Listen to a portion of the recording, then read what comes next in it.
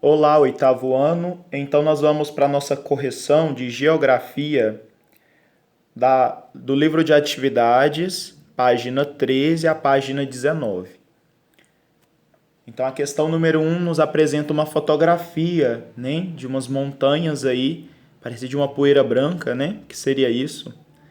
A fotografia a seguir exibe uma das principais atrações naturais da Bolívia, o salar de Uyuni. Na página 30 do nosso livro didático, a gente viu a respeito dessa atração, né, lá na Bolívia, que é o seu mar de sal. Em relação a esse tema, responda. Letra A.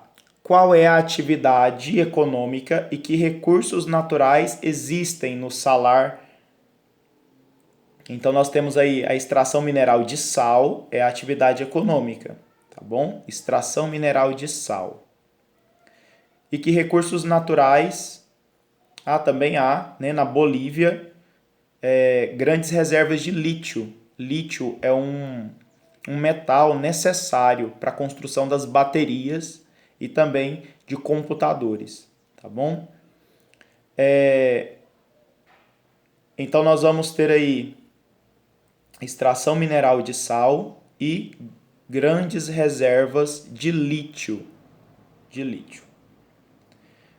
Como se originou o salar de Uyuni?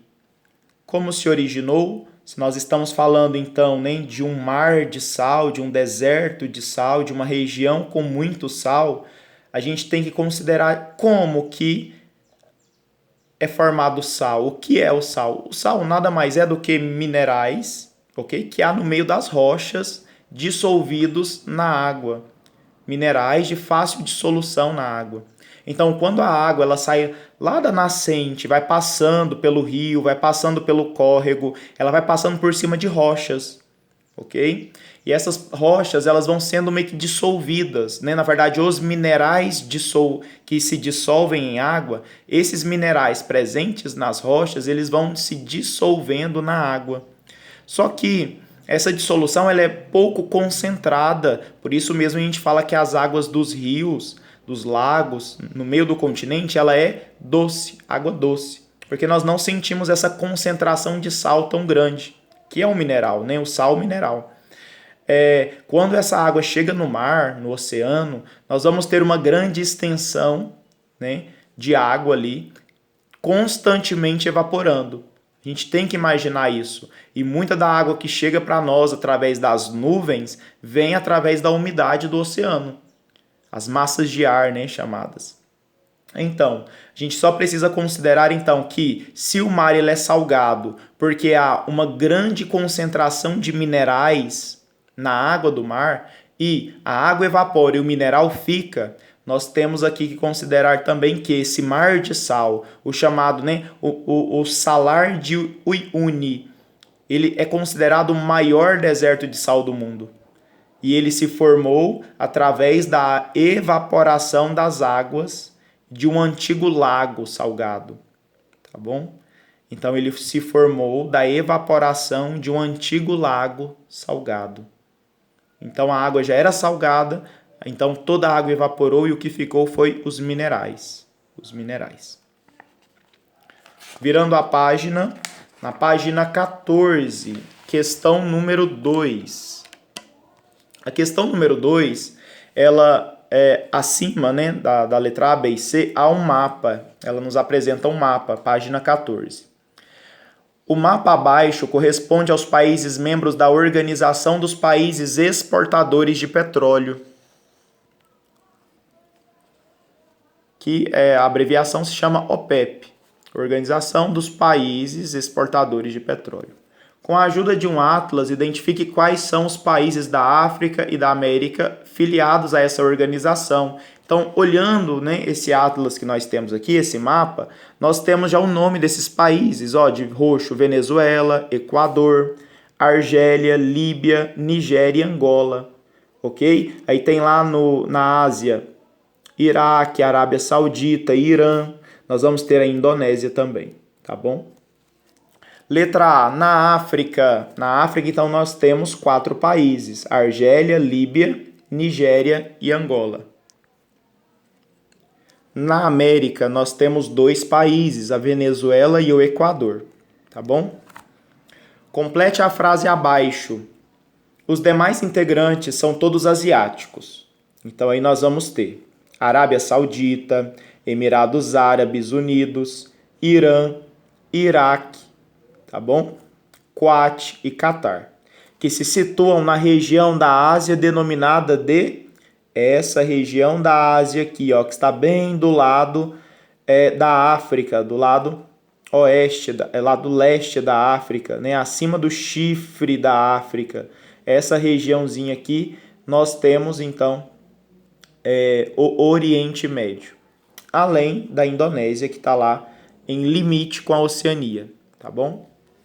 Então, no espaço aí, a gente precisa preencher com Oriente Médio. Questão 3. Durante a Guerra do Pacífico, de 1879 a 1883, travada contra o Chile, além da perda de valorosas jazidas de cobre e salitre do deserto do Atacama, a Bolívia acumulou outra perda, de grande importância política e estratégica. Que perda foi essa? Além de perder deserto, além de perder jazidas de cobre, o território da Bolívia diminuiu depois desse conflito. Então ela inicia a guerra, mas no fim ela sai perdendo. Então Bolívia e Peru, ambos perdem parte de seus territórios. E uma das coisas, que mais prejudicou a Bolívia foi que antes ela tinha saída para o mar. Depois desta guerra, ela não vai ter mais a sua saída para o mar. Ok? Então, ela fica cercada por terras, sem litoral. Então, esse é uma perda muito importante para a Bolívia. A perda de parte do seu território ficando cercada por terras e sem litoral. Questão 4. Nós temos aí, então, texto e um mapa, ok?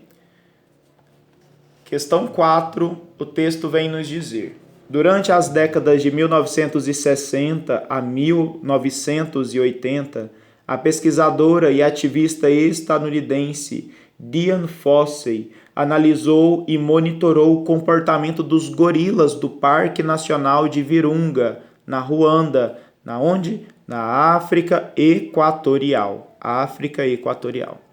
Por defender a proteção da espécie, que contava com um número restrito de indivíduos, ameaçados por uma rede internacional que envolvia desde caçadores a membros de política local e empresários de países distantes e desenvolvidos no hemisfério norte, Dian Fossey acabou assassinada em 1985. Suas pesquisas e dedicação, contudo, repercutiram em novos e jovens seguidores e no crescimento de uma atividade até então pouco conhecida em Ruanda, o turismo ecológico, com a finalidade de visitar os gorilas em seu habitat. Olhando então o mapa aí da parte de baixo, nós vamos ter a vegetação da África, ok? Aonde passa aqui, ó, no centro da África, a linha do Equador, nós temos esse clima equatorial, que é como o nosso clima da floresta amazônica, que favorece uma floresta densa, com muita biodiversidade, ok? Lá na África também. Nós aqui no Brasil não temos gorilas na Amazônia, mas lá na África há uma floresta chamada Floresta do Congo, nessa região equatorial, que habita os gorilas. Letra A. Indicando com uma seta no mapa, identifique a formação vegetal em que se situa o habitat dos gorilas do Parque Nacional de Virunga. Então, basta a gente apontar a seta para essa região verde escura, ok? Que é a região equatorial, como diz o texto, na África Equatorial. Letra B. Em seguida, caracterize a formação vegetal em que esses grandes primatas vivem. Qual é a região onde eles vivem? Se é uma região de vegetação equatorial, é as mesmas características que nós temos na floresta amazônica. Podem colocar floresta grande, extensa, floresta densa, com árvores de grande porte. Pode colocar um clima chuvoso, um clima quente, ok? Podem colocar todas essas características. Se quiserem colocar também como a floresta amazônica para complementar, pode. Mas coloquem as características. Clima chuvoso e quente, floresta densa, floresta extensa. Virando a página. Letra C.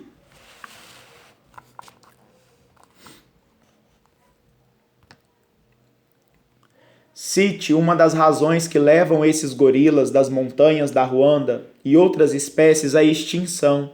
Se quiser se aprofundar no tema, investigue os métodos de pesquisa de Dian Fossey em relação aos gorilas e alguns resultados de suas pesquisas, bem como a que tipo de interesse seu trabalho prejudicava, tá bom? Então, se nós estamos falando aqui, né, as razões que levam os gorilas das montanhas a entrar em extinção, nós estamos falando, claro, de uma ação desmedida e irracional do ser humano, que no caso aqui é a própria redução das florestas, a questão do desmatamento, tá bom? E também o tráfico ilegal, principalmente da pele, né, da pelagem ali dos gorilas. Questão 5.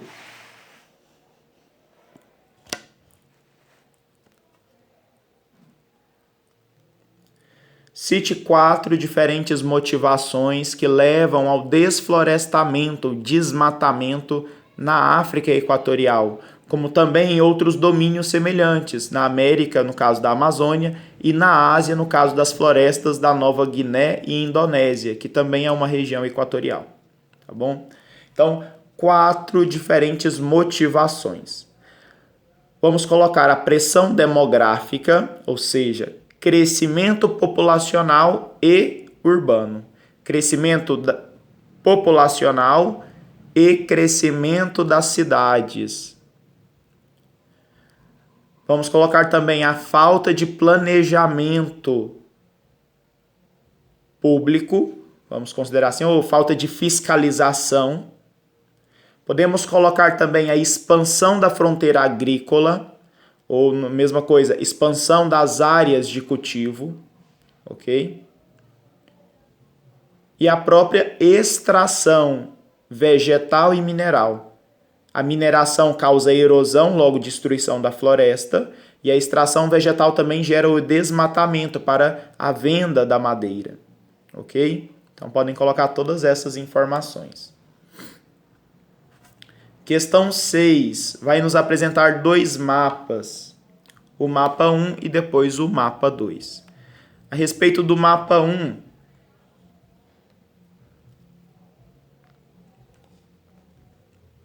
os 2 mapas a seguir revelam características do neocolonialismo, ok? Então, o novo neo e colonialismo, quando tem uma nação dominando um território para quê? Para extrair seu recurso, para extrair riquezas e levar para a metrópole, que é o país, né, que está dominando, a sede do país que está dominando aquele território. Então, quando nós estamos falando aqui, características do neocolonialismo na África, então é um colonialismo que houve na África. Identifique-as e justifique explicando por que tais aspectos se relacionam ao projeto neocolonialista. Ok? Que aspectos, então, nós precisamos perceber desses mapas? O primeiro aspecto é em relação à demarcação das fronteiras entre vários países. A demarcação das fronteiras. Como você pode perceber, olha, tá vendo aqui tudo muito retinho? Tá vendo? É uma divisão muito reta. A natureza, por exemplo, divisões territoriais a partir de rios, a partir de montanhas, elas não são retinhas assim, não. Ok? Então, quando você percebe uma linha, né, uma divisão muito retilínea, Você pode perceber, então, que nós estamos falando de uma divisão realizada em conferências internacionais. Ou seja, não foi os próprios países que entraram em acordos, foram outros países que estavam dominando esses territórios, que dividiram esse território de modo muito reto, né? De modo muito proporcional, que somente uma divisão artificial, digamos assim, pode gerar, tá bom?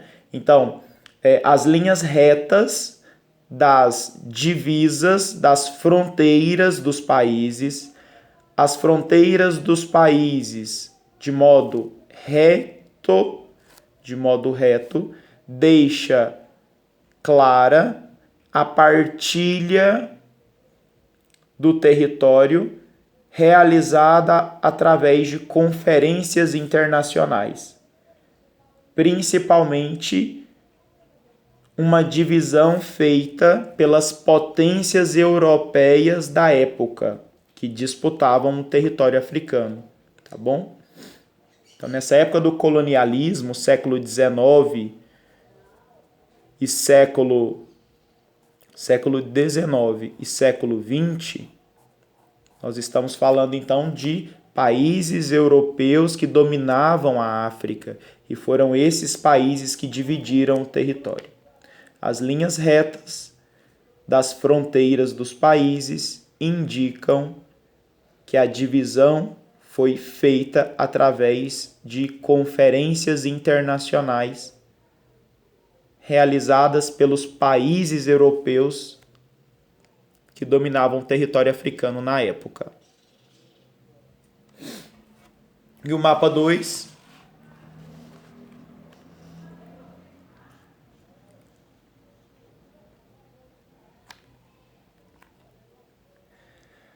Ferrovias da África, a gente pode perceber, tá vendo? Todas essas ferrovias, elas saem, ó, elas têm o seu fim no litoral.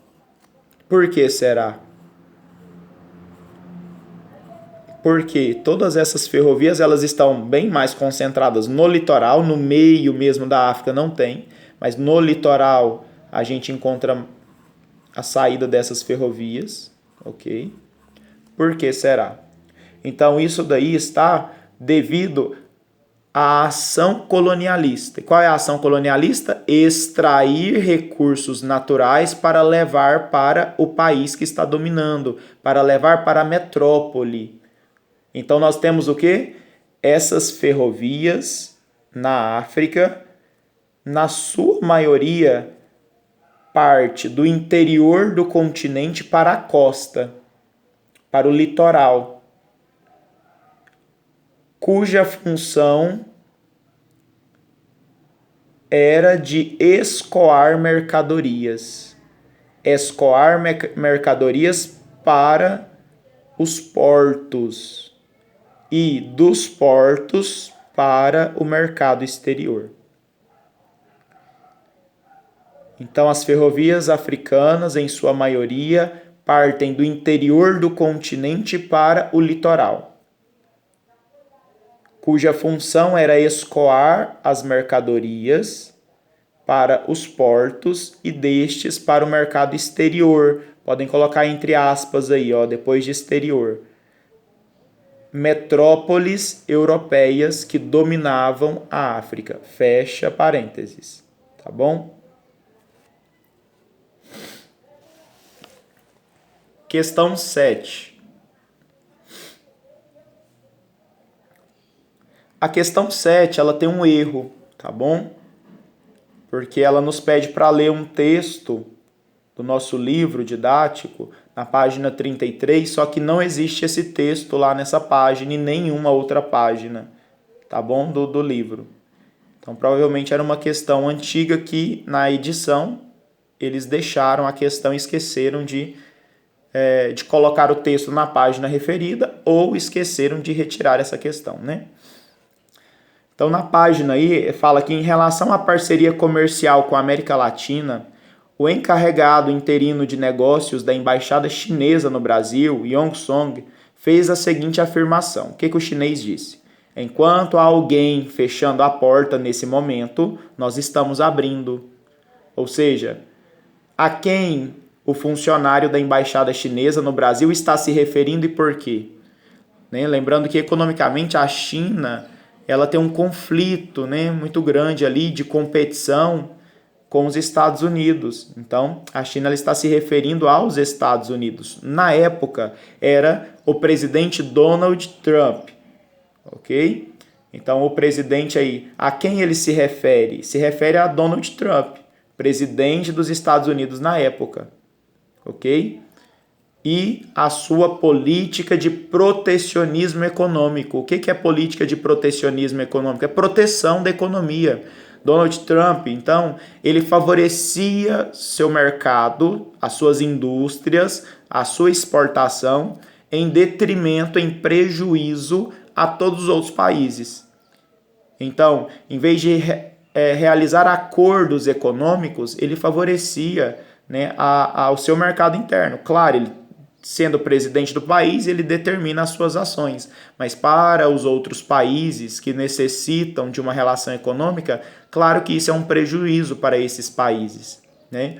Então, o embaixador chinês aí, ele vem dizer isso, né? Enquanto há alguém fechando a porta, ou seja, não quer relação comercial, nós estamos abrindo, nós estamos entrando em relação comercial com vários países. Letra B. Quais são as áreas prioritárias de investimento do governo em empresas chinesas na América Latina? As áreas prioritárias que estão em primeiro lugar são de infraestrutura, telecomunicações, energia, tecnologia e alimentícia. Investimentos em infraestrutura. Pode colocar as telecomunicações, rede elétrica, ok?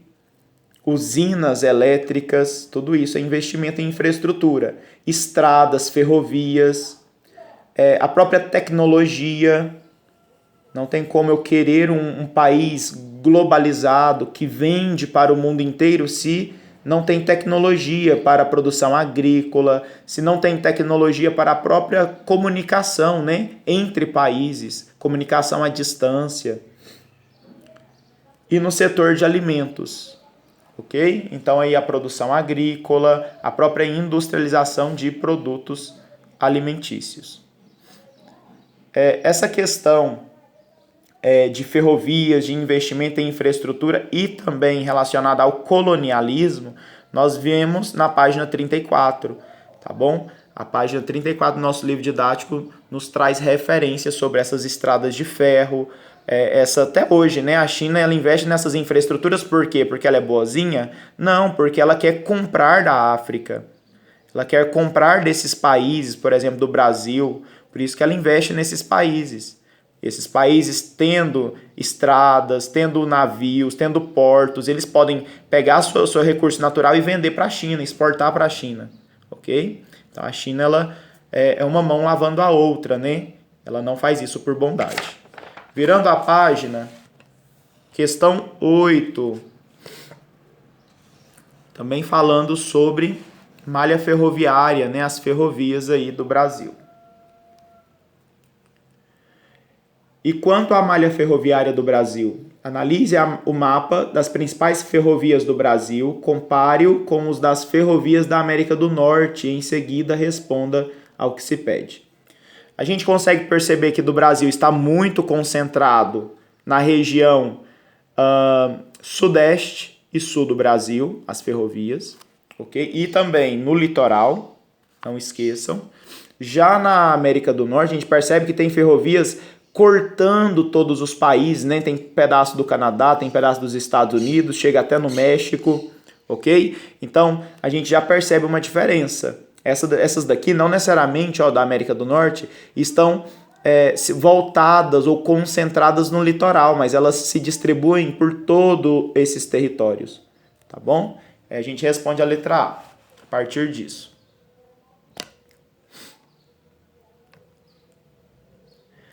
Compare a distribuição das ferrovias brasileiras e norte-americanas. Como que é a distribuição? Do Brasil é concentrada, norte-americanas é melhor distribuídas. Qual é a principal diferença que você constata? É isso.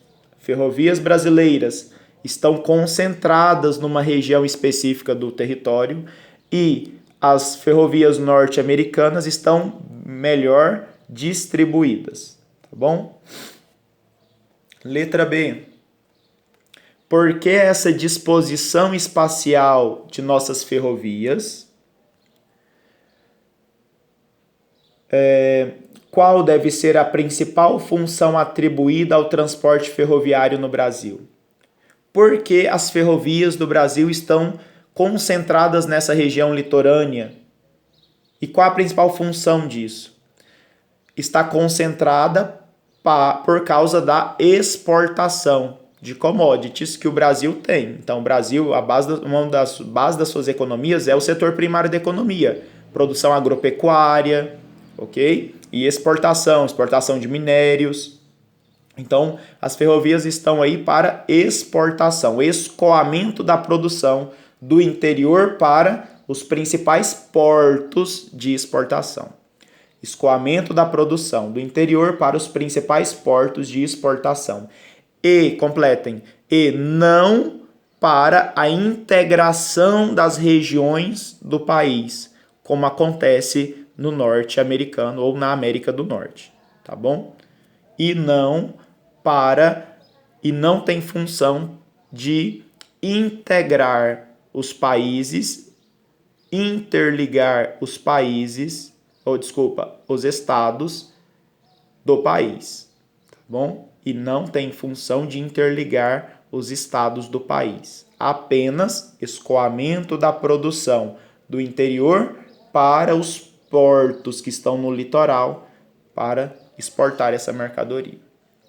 A letra C ela é pessoal, né? Vai depender muito da sua experiência, mas você já utilizou o trem de passageiros como meio de transporte?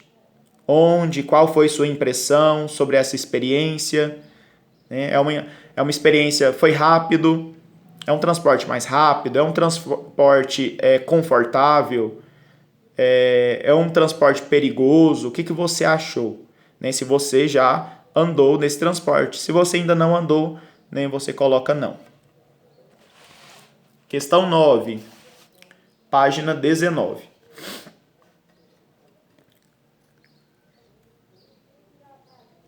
Nossa última página. Atualmente, além da Europa e dos Estados Unidos, outra recente potência mundial vem se destacando na disputa das riquezas e de mercados na África. Qual é esse país? Que estratégias o governo desse país vem utilizando para conquistar economicamente a África? Então, nós vamos ter aí. Qual é esse país? É a China, ok? Um país que está investindo muito na África é a China. E que estratégias o governo desse país vem utilizando para conquistar, até entre aspas, né, conquistar economicamente a África? A China ela está investindo na infraestrutura. Desculpem, eu estou gripado, né, minha voz está um pouco ruim. Então, a China ela está conquistando economicamente a África, investindo na infraestrutura da África. E também, né, claro, infraestrutura que vai favorecer o comércio da África. E também a gente pode acrescentar acordos de comércio, ou seja, uma relação comercial estável com a África, com os países africanos. E isso é agradável, é valoroso, digamos, para os países africanos, uma estabilidade. E também acordos, né? Não acordos, mas presença de soldados chineses na África através de missões de paz da ONU. Tá bom? A gente pode colocar isso também. Presença de soldados chineses, de armamento chinês, ou seja, a segurança chinesa através das missões de paz da ONU. Então, 3 coisas que a gente pode colocar. O país é a China. Primeiro, ele investe em infraestrutura. Depois, ele faz acordos comerciais estáveis.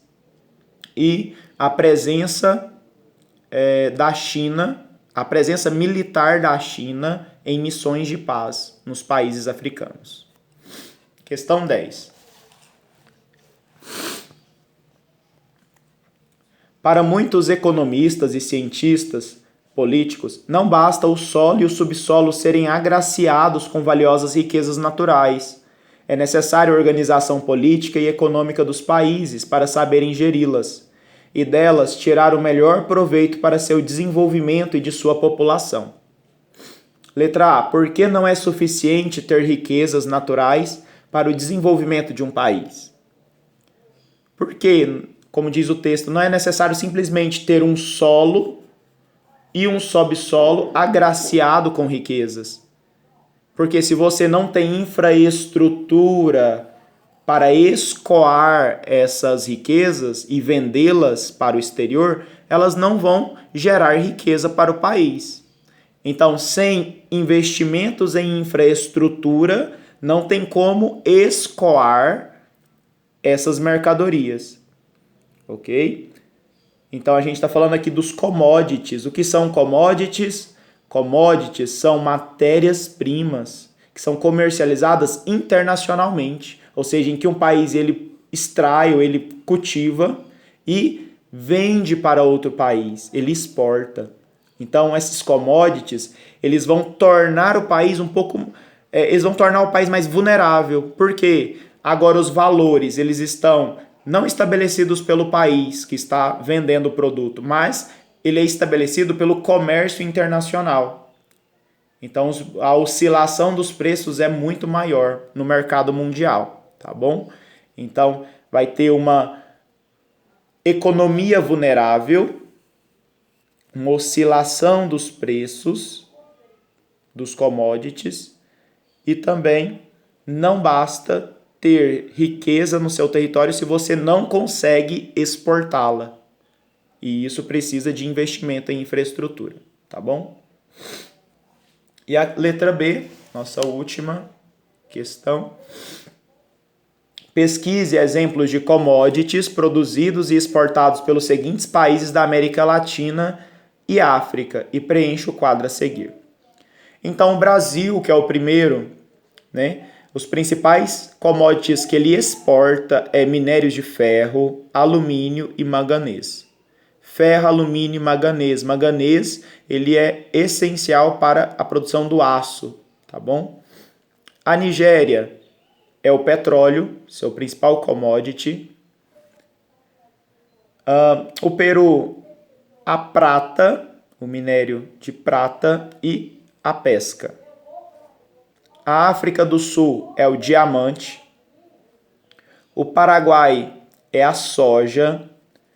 A Etiópia é o café. A Líbia